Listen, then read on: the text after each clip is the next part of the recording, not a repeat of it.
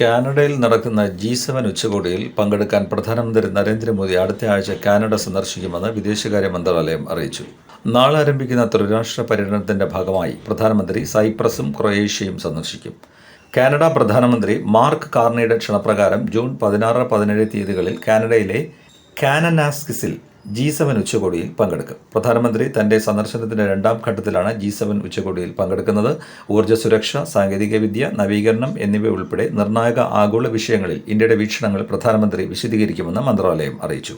മുൻപ് മികച്ച ജനാധിപത്യ രാഷ്ട്രങ്ങൾ എന്ന നിലയ്ക്ക് പരസ്പര ബഹുമാനത്തിലും സഹകരണത്തിലും ഇന്ത്യയും കാനഡയും മുന്നോട്ടു പോകുമെന്ന് പ്രധാനമന്ത്രി എക്സിൽ കുറിച്ചിരുന്നു.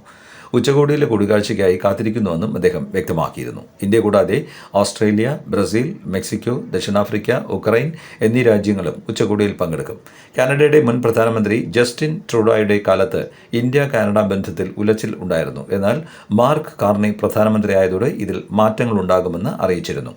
ഇന്ത്യയ്ക്കും കാനഡയ്ക്കുമിടയിൽ നയതന്ത്ര ബന്ധം വഷളായിരിക്കെ ആതിഥേയരായ കാനഡ ഇന്ത്യയെ ക്ഷണിക്കുമോ എന്നതിൽ ആശയക്കുഴപ്പമുണ്ടായിരുന്നു. ഇതിനിടെയാണ് മാർക്ക് കാർണിയുടെ ക്ഷണമെത്തിയത്. ഇന്ത്യ അംഗമല്ലെങ്കിലും 2019 മുതലുള്ള ഉച്ചകോടികളിൽ പ്രധാനമന്ത്രി നരേന്ദ്രമോദിക്ക് ക്ഷണമുണ്ടായിരുന്നു.